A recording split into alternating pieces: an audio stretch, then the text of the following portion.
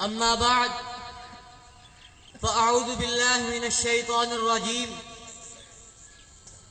فخلف من بعدهم خلف أضاعوا الصلاة واتبعوا الشهوات فسوف يلقون غيا. تا حد نظر شولے ہی شولے ہے چمن میں، تا حد نظر شولے ہی شولے ہے چمن میں، پھولوں کے نگہباں سے کچھ بھول ہوئی ہے. جس دور میں لٹ جائے فقیروں کی کمائی، اس دور کے سلطان سے کچھ بھول ہوئی ہے.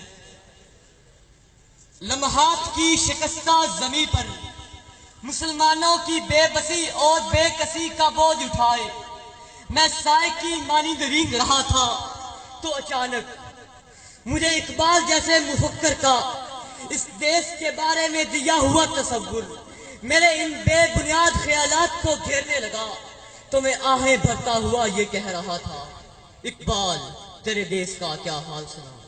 صدر مقتدر، آج کے دور حاضر میں اس دیش کے ناگفتہ بھی حالات کو دیکھتے ہوئے مجھے اقبال کا اس دیش کے بارے میں دیا ہوا تصور یاد آتا ہے کہ جس میں ہم اپنی مرضی و منشا، اپنے عقائد اور اپنے اسلام کے مطابق زندگی بسر کریں گے. لیکن آج میں اس دیش کے حالات کو دیکھتا ہوں تو کلیجہ منہ کو آتا ہے. اپنے دونوں ہاتھ آسمان کی طرف اٹھا کر رب کائنات سے کہتا ہوں، اے میرے رحیم رب، تو دیکھ رہا ہے کہ تیرے پجاری، یہ تیرے ماننے والے، تیرے نام کی بلندی کا عزم کرنے والے اور نظریہ لا الہ الا اللہ کو ماننے والے آج کیا کر رہے ہیں. میں نے دیکھا ہے کہ فیشن میں الجھ کر اکثر تم نے اسلاف کی عزت کے کفن بیچ دیے، نئی تہذیب کی بیرو بہاروں کئی بز اپنی تہذیب کے شاداب چمن بیچ دیے. صدر مجلس، ایک وقت تھا جب مسلمان قوم کا آب و گل پر حکمرانی کا تسلط تھا اور چہار سو اسلام کا پرچم لہراتا تھا. وہی قومیں جو کبھی ہماری ذلت و ادبار کا تماشا دیکھتی ہیں. وجہ کیا ہے؟ صرف وجہ ایک ہے کہ ہم نے اسلاف کی میراث کو چھوڑا.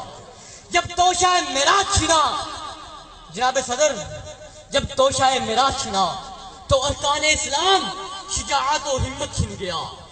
گوادی ہم نے جو اسلاف سے میراث پائی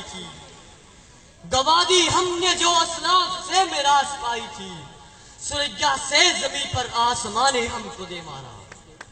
صدر مقتدر، اسلامی تعلیمات پر کاربند رہنے کا درس ہمیں حضرت عمر رضی اللہ عنہ کی زندگی دیتی ہے کہ جب آپ کو وہ زخم لگا جس سے آپ شہید ہوئے، لوگوں نے صبح کی نماز کے لیے بیدار کیا.